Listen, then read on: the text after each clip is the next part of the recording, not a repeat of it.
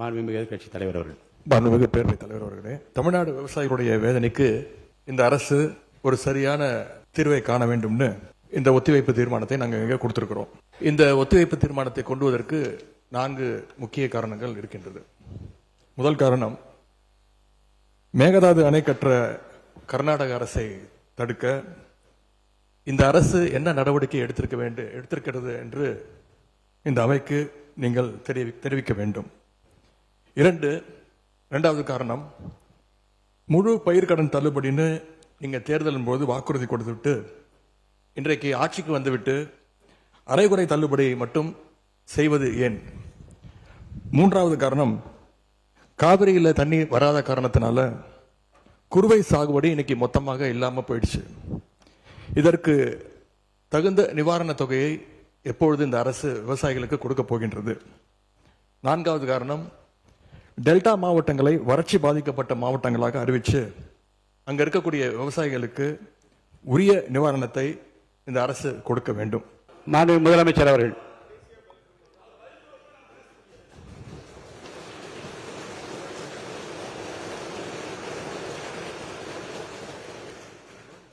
மாண்புமிகு பேரவைத் தலைவர் அவர்களே, காவிரி விவகாரத்தில் எதிர்கட்சி சில விவரங்களை கேட்டிருக்கிறாங்க. காவிரி நமக்கு உயிர் ஆதாரம், நம்மளோட உணர்வு ரீதியான ஒன்று. அதனால் அதை வச்சு அரசியல் பண்ணுற எண்ணம் துளி கூட நம்ம அரசுக்கு இல்லை.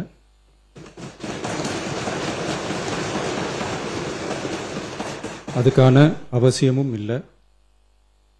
மேகதாது விவகாரத்தில் நாம் எல்லாரும் சேர்ந்து தான் தீர்மானம் போட்டோம்.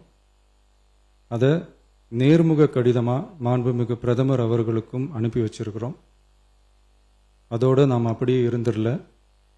ராஜ்யசபாவில் ஒன்றிய ஜல் சக்தி துறை இணை அமைச்சர் மேகதாது அணை பற்றி முழு விவரங்களை குறிப்பிடலைன்னு தெரிஞ்சதும் காவிரி நடுவர் மன்றத்தின் இறுதி தீர்ப்பு மற்றும் மாண்புமிகு சுப்ரீம் கோர்ட் தீர்ப்பு சம்பந்தமான விதிகள் மற்றும் பத்திகளை கோட் பண்ணி மேகதாது திட்டத்துக்கு எந்த விதமான சட்டபூர்வமான அனுமதியோ நிர்வாக அனுமதியோ வழங்கக்கூடாதுன்னு மாண்புமிகு பிரதமர் அவர்களுக்கு அடுத்த நாளே நேர்முக கடிதம் எழுதினோம்.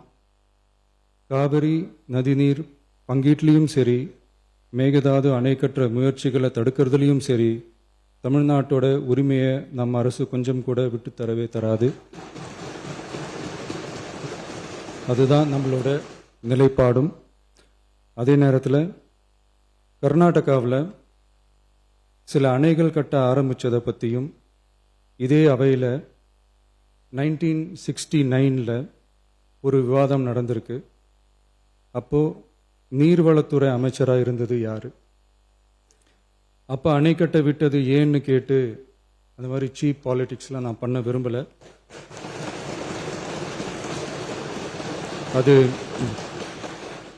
அது நம்ம நோக்கமும் இல்லை. ஏன்னா காவிரி விவகாரத்தை ரொம்ப கவனமாக கையாளணும். எந்த கட்சி ஆளுகிறது, எந்த கட்சிக்கு பெருமை, யாருக்கு பெருமைன்னெலாம் பார்க்கக்கூடாது. இது தமிழக மக்களுடைய பிரச்சனை அப்படின்னு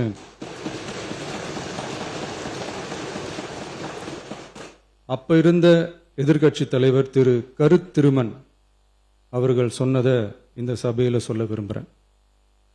காவிரி பிரச்சனையில் சம்பந்தப்பட்ட 2 மாநிலங்களும் ஒன்றிய அரசும் உட்கார்ந்து முடிவெடுக்கணும்னு 1969 இந்த சபையில் பேசியிருக்கிறாங்க. அதுக்கப்புறம் நிலைமை வேற மாதிரியெல்லாம் போயிடுச்சுன்னு நம்ம எல்லாருக்குமே தெரிஞ்சது தான். சட்டப்படி இந்த பிரச்சனையை அணுகிறதுல நாம் உறுதியாக இருக்கிறோம், அதில் மாற்றமே இல்லை. இருந்தாலும் ஒரு அட்டெம்ப்ட் எடுத்து பார்க்கலாம்னு தோணுனது தான் அந்த பெங்களூர் விசிட். அப்படி ஒரு விசிட் பற்றி ஃபஸ்ட்டு யோசித்து கேட்டதும் நான் தான்.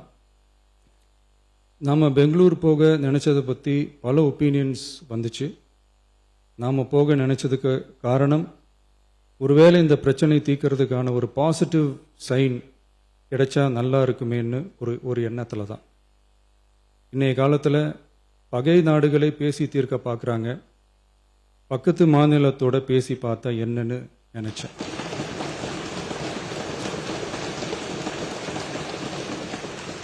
அதனால தான் அப்படி ஒரு அட்டெம்ப்ட் எடுக்க நான் ட்ரை பண்ணோம். ஒருவேளை அந்த அட்டெம்ப்டில் ஒரு அவமானம் நேர்ந்தா என்ன செய்யன்னு சில பேர் கேட்டாங்க. அப்படி நடந்தா தமிழ்நாட்டு மக்களுக்காக அதையும் தாங்க தயாராக தான் இருக்கேன்.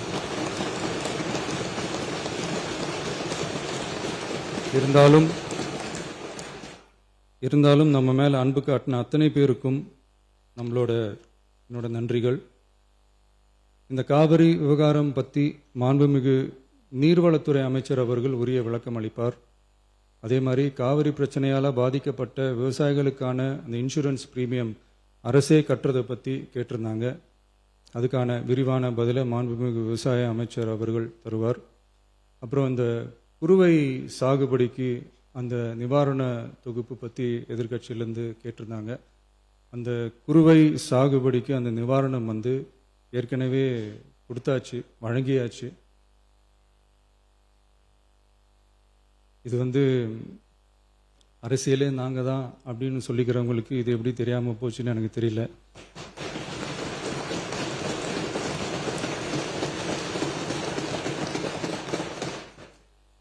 முன்ன பின்ன பேப்பர் படிச்சிருந்தா நாட்டில் என்ன நடக்குதுன்னு தெரிஞ்சிருக்கும்.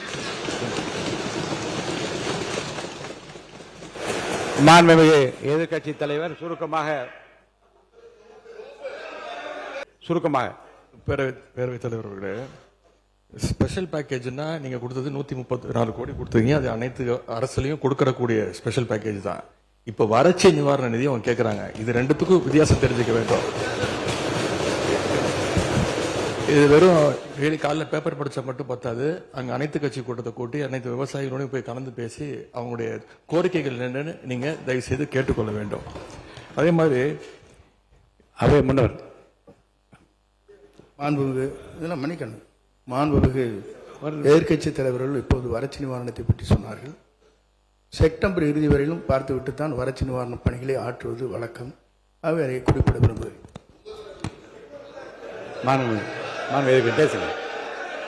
மாண்புமிகு எதிர்க்கட்சி தலைவர், பேரவைத் தலைவர்களே, பேச அனுமதிங்க. நீங்களே இப்படி பண்ணா எப்படி? மாண்புமிகு எதிர்க்கட்சி தலைவர் சுருக்கமா முடிவு. தலைவர்களே, இன்னொன்று திரும்பி கேட்பதுதான், கர்நாடகாவில் அவங்க அனைத்து கட்சி கூட்டத்தை கூட்டி முன்னாள் முதலமைச்சர்லாம் வர சொல்லி அவங்களுடைய கோரிக்கைகள்லாம் கேட்டுக்கிட்டு இருக்காங்க, தொடர்ந்து கேட்டுட்டு இருக்காங்க. இந்த தாவேக அரசு ஏன் அனைத்து கட்சி கூட்டத்தை கூட்டுவதற்கு என்ன உங்களுக்கு பயம், என்ன உங்களுக்கு தயக்கம் என்பதை நான் கேட்டுக்கொள்ள விரும்புகின்றேன். அதே மாதிரி குறுவை பாதித்த சம்பவம் இன்னைக்கு கேள்விக்குறியாக நிலையில விவசாயிகளுடைய தொடர் கோரிக்கை டெல்டா மாவட்டங்களை வறட்சி பாதித்த மாவட்டங்களாக அறிவித்து அதற்கான உரிய நிவாரணங்களை அவங்க தொடர்ந்து கேட்டுட்டு இருக்கிறாங்க. எனவே அதையும் இந்த அரசு செய்ய வேண்டும் என்று கேட்டுக்கொள்கின்றேன். நன்றி. பிளே ஸ்டோர் மற்றும் ஆப் ஸ்டோரில் இருந்து பாலிமர் செயலியை QR கோடு மூலம் பதிவிறக்கம் செய்யுங்கள். செய்திகளை உடனுக்குடன் பெறுங்கள்.